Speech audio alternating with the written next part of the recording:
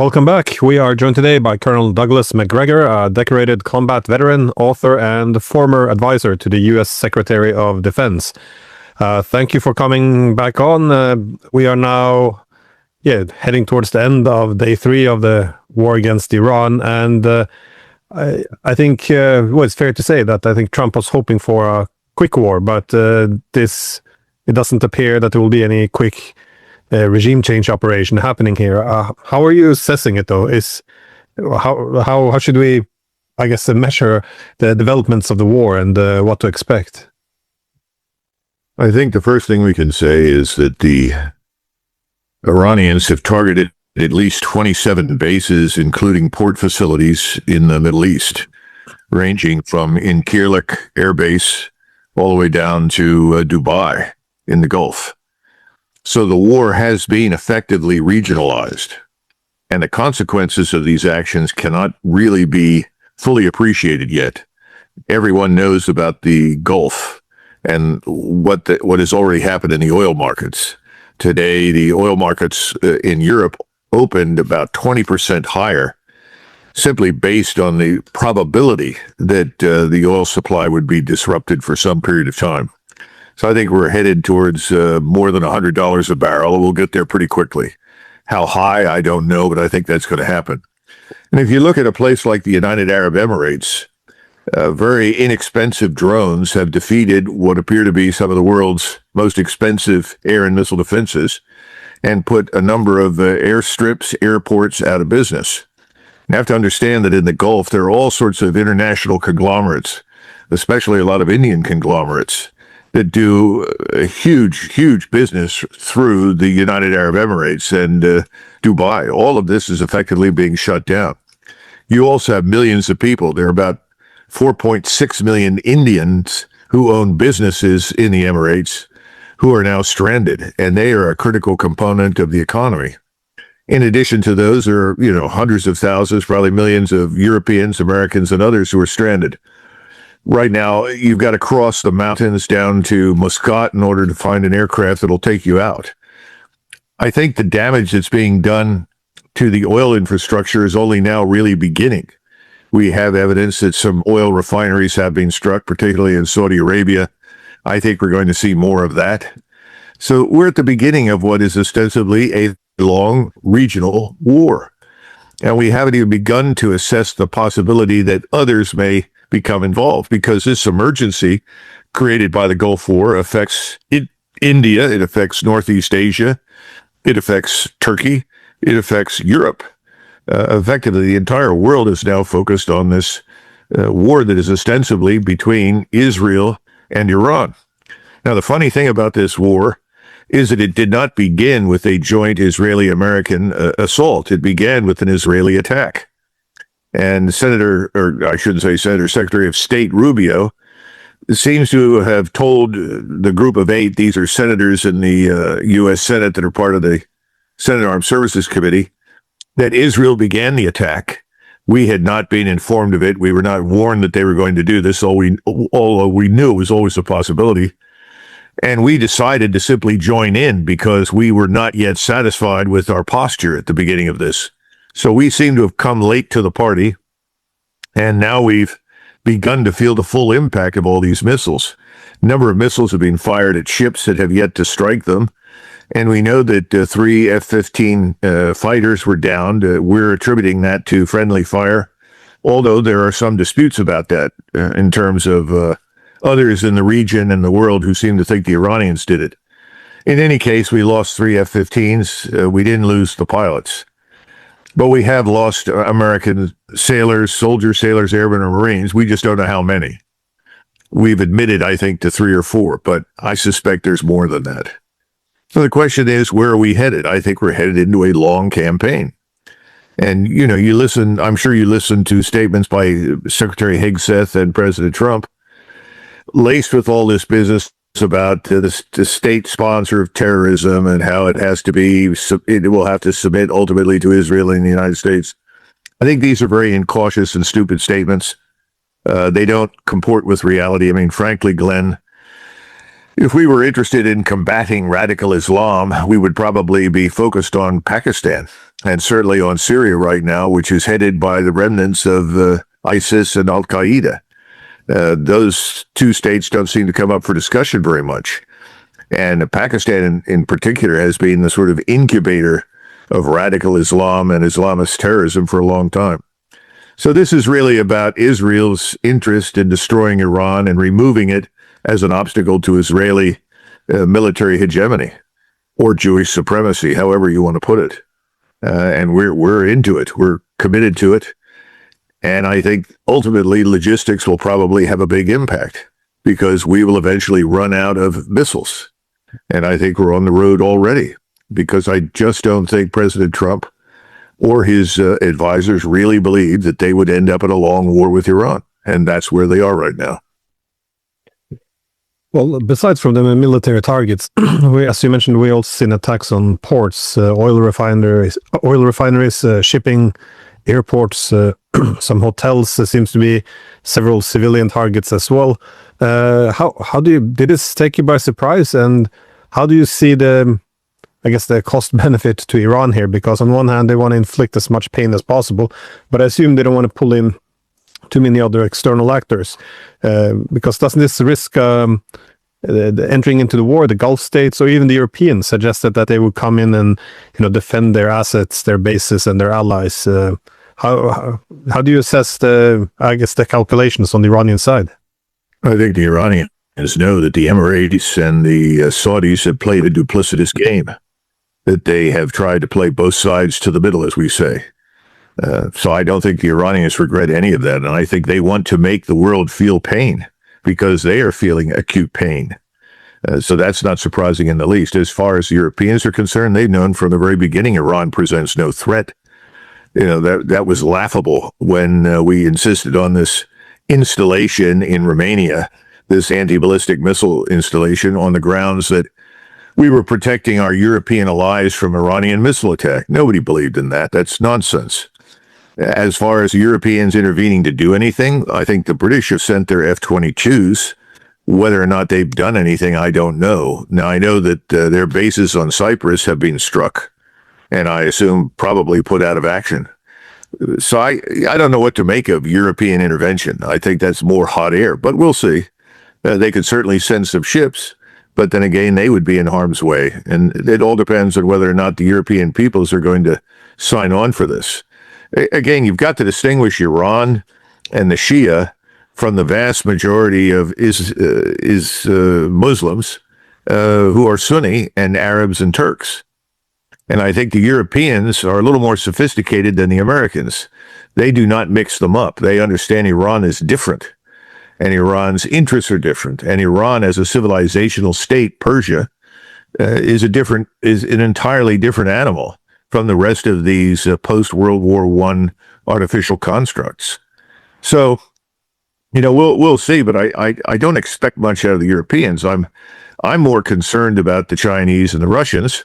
And when I say concerned, I mean, I wonder how long they sit on the sidelines and allow this to go on, because this is not in their interests, obviously. They want Iran to survive.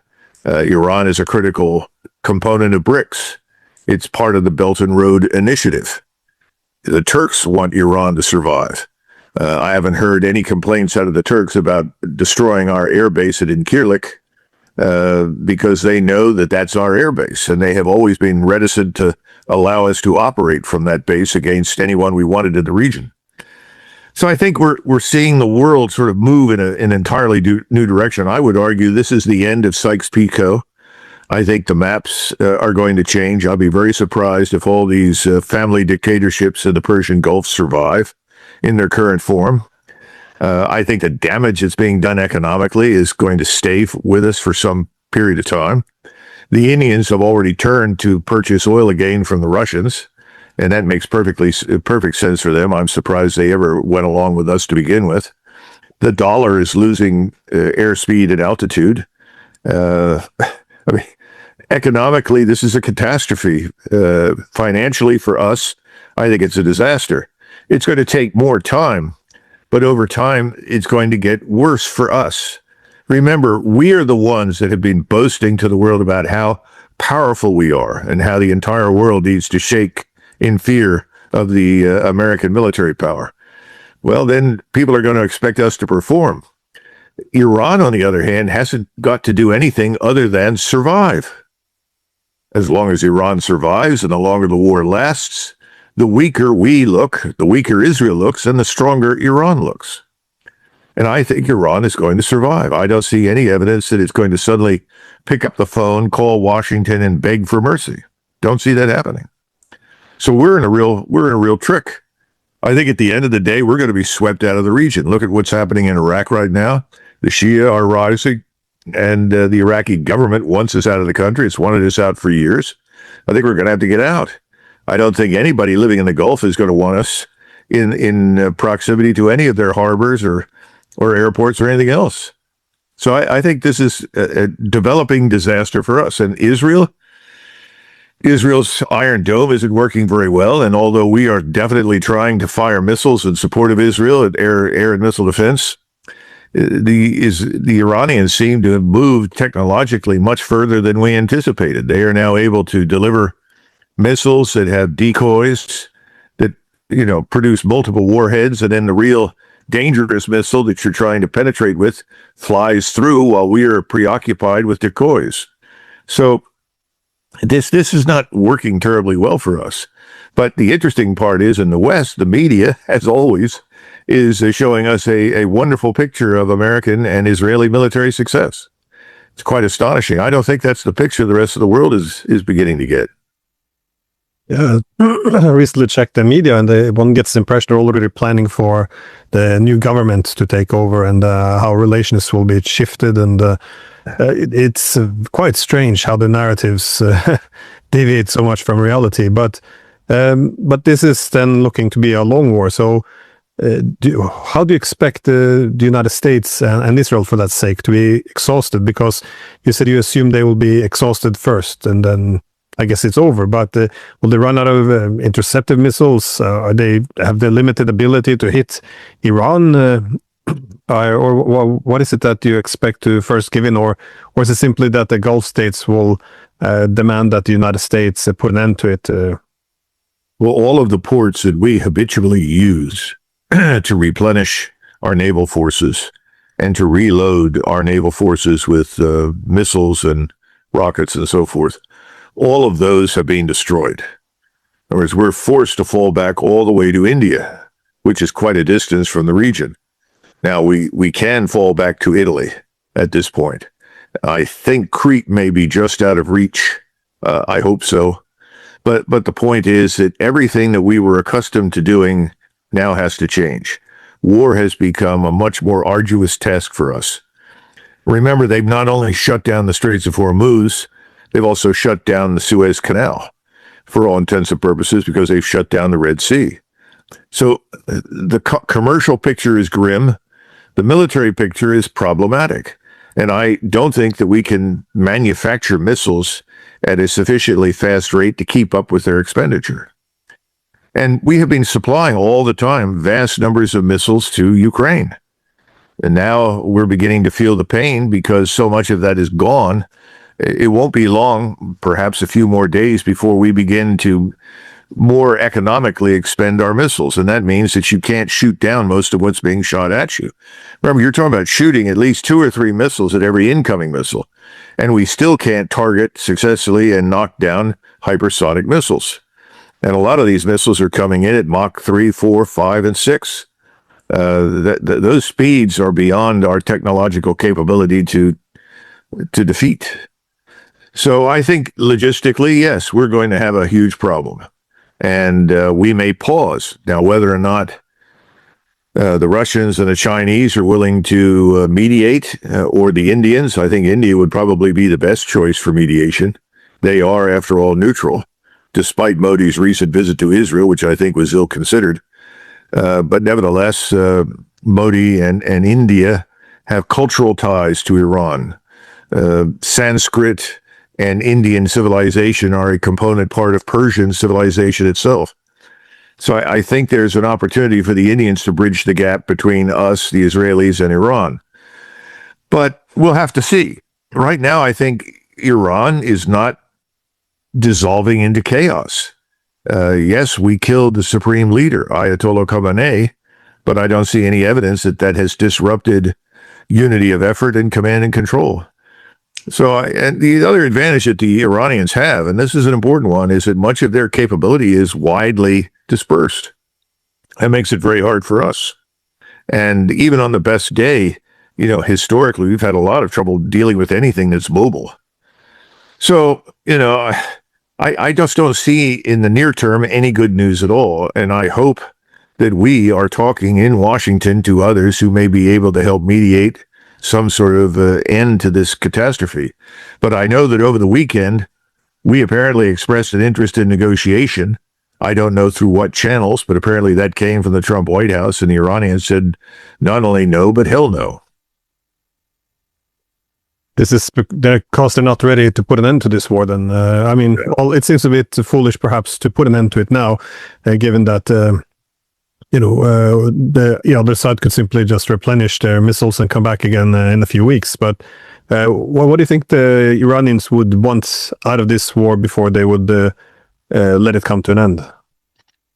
I don't know what they will say, but I think what they want is to get us out of the region. And I think we are going to oblige, because this war is something that we've helped to bring on, and we've aligned ourselves with Israel, which is a pariah state in any case. I mean, the Israelis are already widely hated and despised for their program of mass murder and expulsion in Gaza. Now this war is only going to make those matters much, much worse. So I think the Turks are now going to feel much more comfortable asking us to leave. And I think, as I pointed out earlier in the Gulf, we will be invited to leave. In other words, I think we're sacrificing our position in the region strategically for the benefit of Israel, but I don't think Israel's going to benefit. And, this sort of thing is going to have widespread repercussions. If you're sitting on the Korean Peninsula, you're already tired of the American military presence. You don't see the need for it because the Chinese are not interested in starting a war, and the Chinese have made it very clear to the Koreans that if they do anything, they will not be helped in any way by China. I think the Koreans are probably saying it's time for the Americans to leave, and then we need to work with China to reunite the peninsula and come to some sort of stable solution on the peninsula. I think the Japanese are watching this and beginning to wonder just how tightly aligned with us they want to be.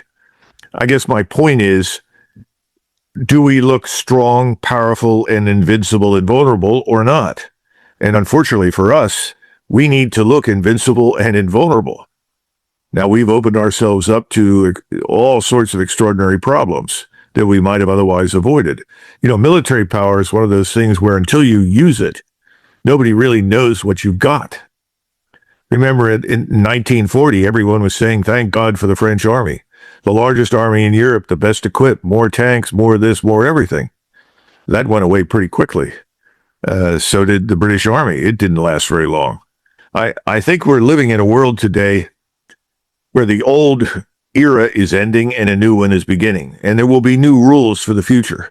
And those are not going to be written in Washington. They're going to be written, I think, largely in Asia and to some extent in Europe and the Middle East. But it's going to be written by indigenous peoples, not us. That's the long-term forecast. How long will this take is anybody's guess. But right now, the Iranians are feeling a lot of pain, but they're inflicting a lot of pain, and there's no incentive for them to stop. Well, if one would want to kick the United States out of the Middle East, I guess, we can go for three areas. The one would be, of course, the military presence, and the military bases are being pummeled. But the second, of course, is the economic interest. But the third would be what you also alluded to, the U.S. credibility. That is, as all powerful, and essentially all countries that wants to have security should align itself with the U.S.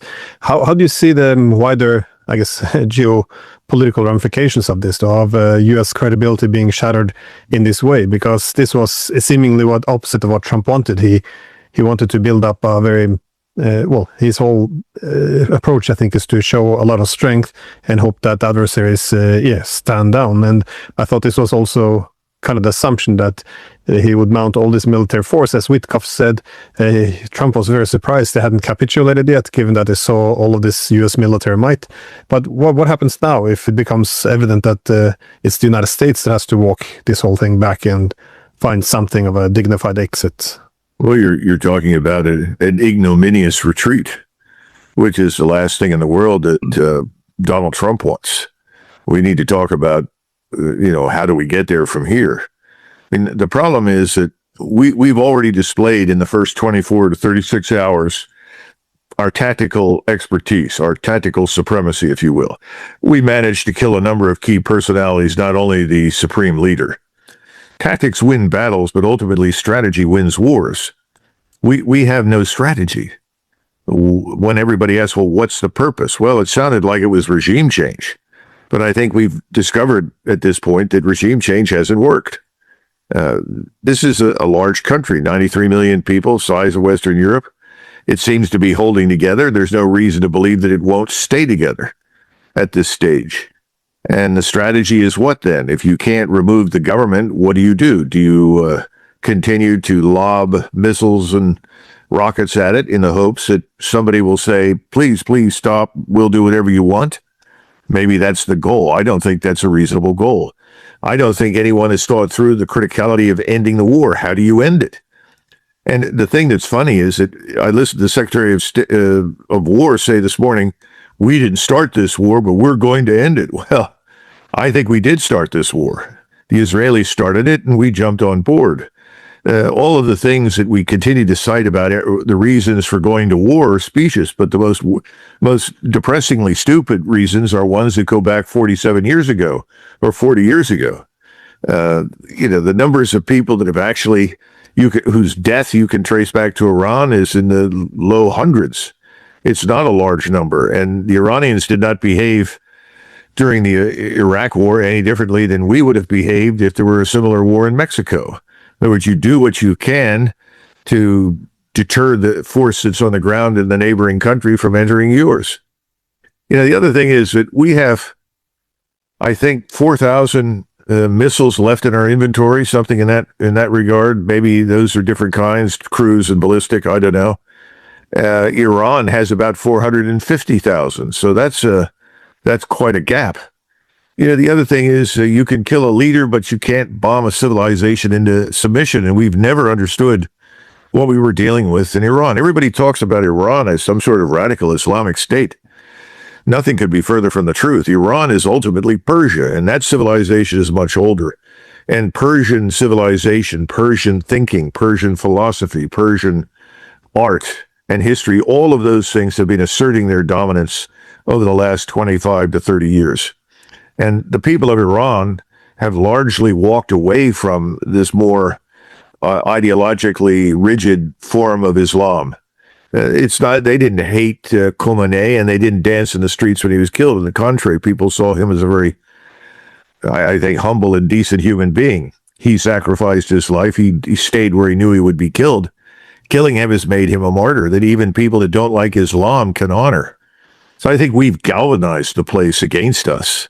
We've mobilized the people against us. I don't see anything good coming out of this. And this is the problem with us. We project our values, our thinking, our experience onto others. Well, our experience may hold up in connection with European experience, but it doesn't match the experience of people in the Middle East and Asia, or Africa for that matter, or even Latin America. So that's why I think, we're in a different world right now, and we don't even understand it. The world is changing, and the old world is ending, and we're fighting the emergence of the new world. I think we could say that, the future of the world is not being written by us anymore. And what is victory in this war? Well, I think truthfully, victory is stability. And we've done everything we possibly could to destroy stability. Stability in markets, stability in trade, stability in commerce, stability in interstate confidence. We once again demonstrated conclusively that we're completely unreliable. I've been saying for months that the decision to attack Iraq is made. And it was. It was only a question of when, never if. Yet we continued with the fiction that there were negotiations underway. This has hurt us with Russia. It's hurt us with China. It's destroyed us in the Middle East. We are rapidly following Israel into this corner reserved for pariah states. For instance, the Indians depend on 2.6 million barrels of oil from the Persian Gulf to flow into their ports every day. When that closes, every Indian family is going to effectively be made to pay a war tax that they never voted for. A $10 rise in crude means $15 billion in terms of the burden on the Indian economy. They're not the only ones. But we don't think in those terms. We don't think of what the impact is on others. There's no sense of this sort of thing. And we're going to pay, I think we're going to pay a terrible price, Glenn. And it's only just beginning. When Trump came to power a year ago, he seemed to have some of the right ideas. Again, one of my concerns about the United States is it seems that the strategy of the past 30 years doesn't work anymore. That is, the United States exhausts itself and then incentivizes the other great powers to collectively balance it. So from my perspective, it made sense for the US to pull a bit back, then it can strengthen its position, and the Eurasian powers will, to a greater degree, balance each other. And it looked like Trump was heading in that direction. So pull back from Europe, from the Middle East, focus instead on the Western Hemisphere, and well, it all made sense. Doesn't mean the Venezuelan operation was, stroke of genius or anything, but at least, he looked towards, the homeland, if you will. What happened here? After a year, he's still in Ukraine. Again, that's one of the problems now. I think they gave away a lot of the air defenses and other weapons, which could have been used, but also now cementing the U.S. position in the Middle East, perhaps not cementing it, but spending a lot of resources. How do you explain what seemed to be a strategy, doesn't seem to be followed? Well, first of all, there is no strategy. This is the problem. This new document that was published was supposed to represent new national military strategy. There's no real evidence we followed any of it. Focusing on the Western Hemisphere does not and should not mean invading other people's countries in the Western Hemisphere. This is just ridiculous. And, again, it's sort of similar to what I said before. You're talking about radical Islam and Islamist terrorism, and you attack Iran. It doesn't fit. If you turned around and said, we're going to focus on the danger in Pakistan, the danger in Syria, that would be plausible, but not in Iran. At the same time, you say, we've got a huge drug problem. We have a problem with human and drug trafficking. The locus for that, the main locus for it, is Mexico. That is what is most dangerous to us. But we attack Venezuela when there was no real reason to do so. Venezuela was willing to do business with us. And then we kidnapped the president and his wife.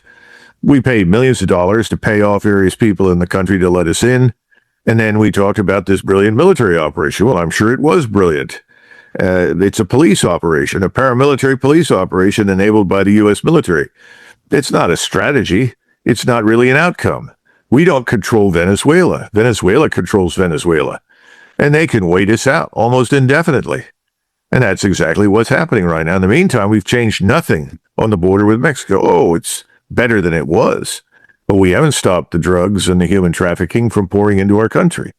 It's still coming in. It's not coming in as in the same rate as it was, but it's still coming in. And billions of dollars in terms of hard cash are still flowing south into Mexico. So there's an awful lot that's just fiction. And I don't think there is any strategy, because any sober-minded American would have looked at the Middle East and say, this place does not need American military power. If we involve ourselves here, we'll blow it up. Now, that may suit Israel, at least temporarily. I've never believed that that was good for Israel. I don't see any evidence that this thing called Greater Israel that they talk about openly, which involves the acquisition of territory all around Israel to make Israel into this great state with, 6-7 million people in it that are Jews, has any chance of success.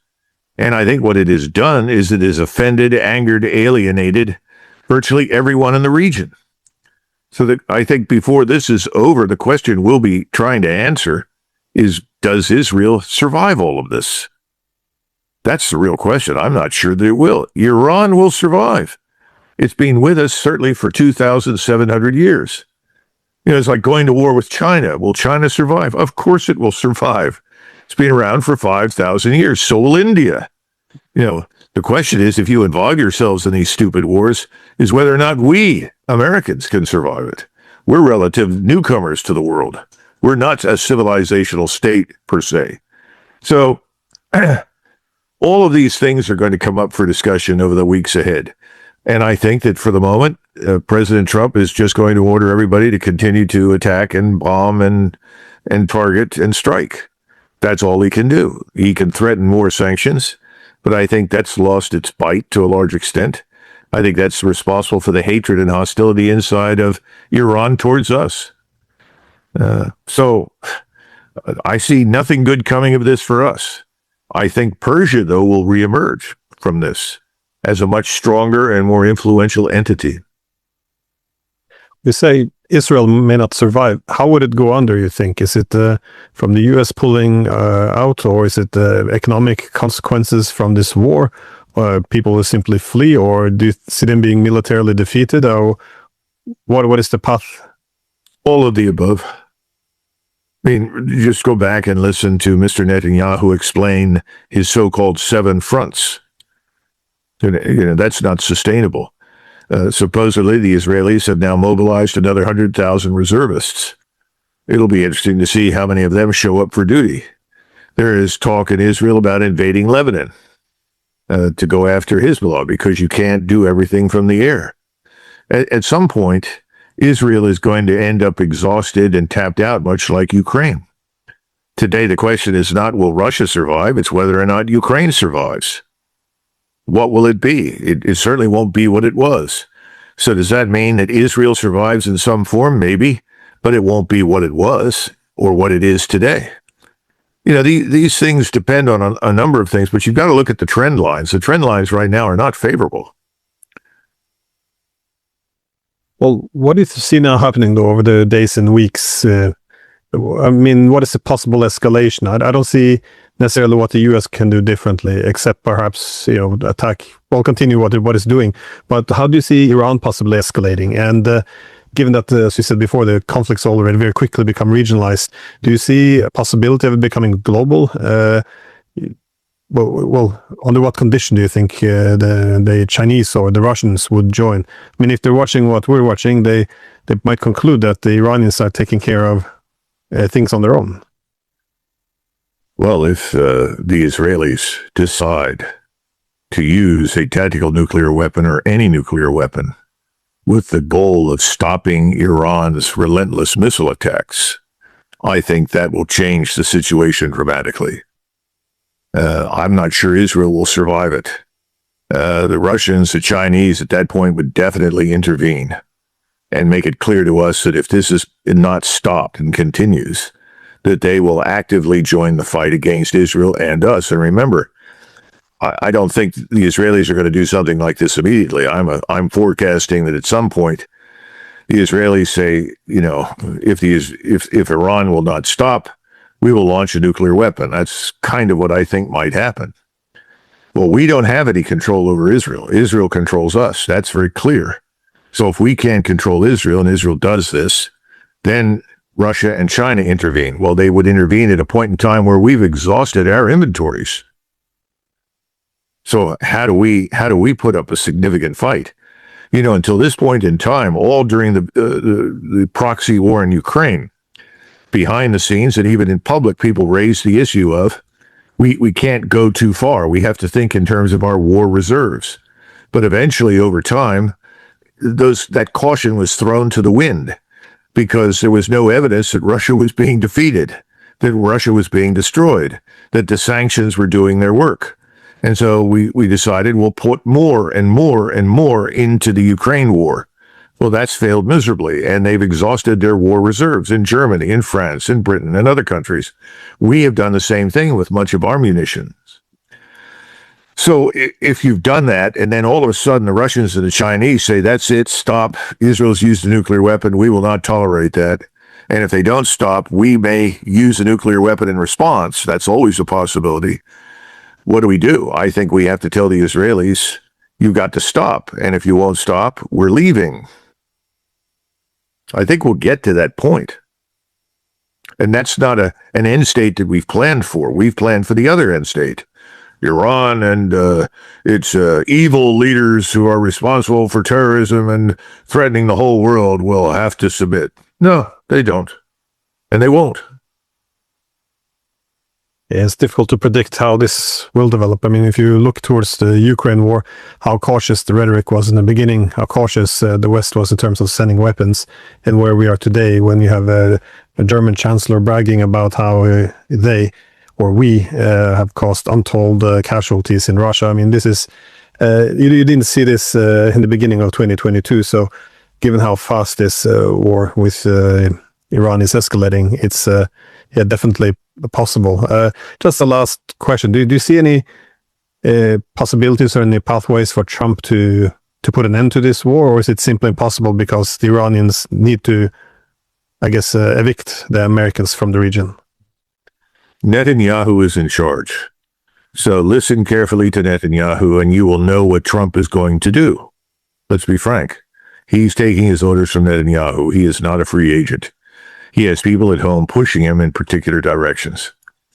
As a result, I don't see anything changing near term in Washington at all. Everyone will simply say, well, we'll continue to bomb. We'll continue to launch missile strikes, and eventually we'll be successful.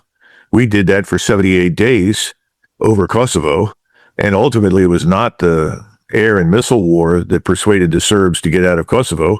It was Russia's decision to pull the plug on the Serbs and say, no, we can't provide you with fuel and food and medicine over the winter.